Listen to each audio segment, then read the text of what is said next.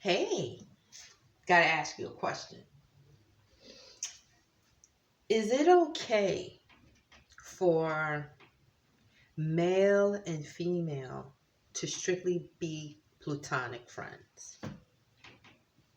I want y'all to drop a comment because I need your assistance in understanding a dilemma that I may be in and someone else. And we as women, we go through this. I've been seeing a couple of men's videos on YouTube about this, right? Even if the male is married, you could still be friends. Now, there are friends. I've been friends with someone for like 15 years. Met him, was friends. We were co-workers when he was single. And I was at their wedding. I know his wife. Everything's good. Everything's love. But things have been happening that just, I don't know. It's been rattling my energy, so to speak. Little things, little comments that he'll say. Okay, for instance, be careful when someone wants to create patterns for you because these patterns literally benefit them, not you. I noticed that this person, they only want to talk on their ride home from work, which would be about an hour or so maybe. But to me in the beginning, I didn't mind. Because then I would look at my clock, oh yeah, so-and-so, he probably going to call later on. That's my homeboy, whatever. But then there's times where it's like, okay, look, if I can't get to my phone or speak to you at that time, I'll give you a call later. And I noticed when I would try to call later, they never answer the phone. If I realized I can't call on the weekends because I tried. Even his wife's phone, sometimes I would call her. But I would call him and I tried, he didn't answer. And then when he did call, it's like, hey, what's up, girl? Nigga, where the fuck you been? I've been calling you. Now, this is for someone, these are guys, male friends that could say that you're their sister. Oh, we're just friends, hanging around for long. But let you have a man. Let you be in a marriage. Let you share your relationship with him. That's when you're going to see those signs. Also, the current relationship you could be in. Those men will know when another man is fake on his bullshit. And they'll call him out on it. Because they did that for me. And, you know, sometimes we as women, we naive. We in denial.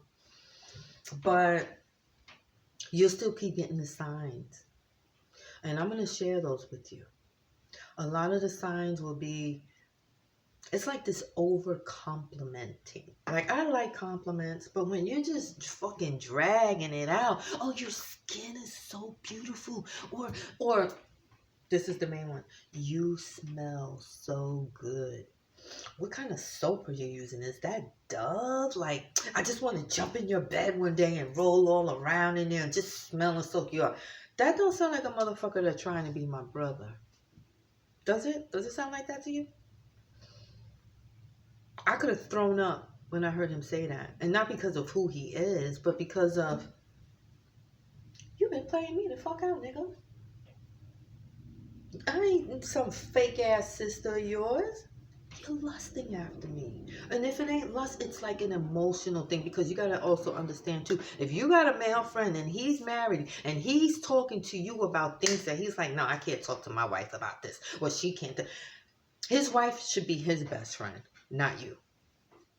And I don't cross the lines of marriages. I don't fuck with those boundaries. So the fact that I got this homeboy who I've known for years or whatever, and he's playing it mad cool, like la-di-da-di-da-da.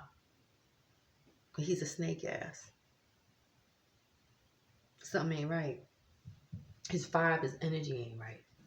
Hill would have this comment a while back that sometimes I would slip and be like, hey, girl. You know, I would call him girl, you know, because he was really like a homegirl for me. To me, he was always just a homegirl, just a fucking friend. I ain't never lust after his. I would never be attracted to him. And he was like, you know, every time you call me girl, you're going to be on me, pussy. I should have cut his ass off then. I'm going to give you an example. I named this guy my son's godfather. And it was because we were mad friends from high school. He lived in the next building from me. He used to come to my house. We used to chill, all of that. Him and his lady even came to my apartment in Jersey when I had my son. He's the godfather of my son. Or was. Till one day, we're on the phone talking. And I'm just like, yeah, you know, T, la-di-da. And I was like, you know, you my brother from another mother. He's like, yo, T, I'm going to be honest with you. I ain't never really saw you like a sister. And I was like, no. He said, no. Because I always wanted to just really, like, fuck the shit out of you. I looked at that phone. I could have thrown up.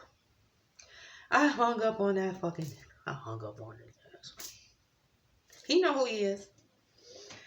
He's been cut off ever since. But it hurt because men will play you out, women. They will play that fucking fake ass friend role for 10, 20, 15, however many fucking years. And they will start to slip up with things that they say. Oh, you smell so good. Oh, your skin, or you're beautiful, or you're this, or you're that, or and I tell you know, or it's like, well, when I see you, I'm gonna be hugging on you, right? The shit they say, eventually it starts to slip out.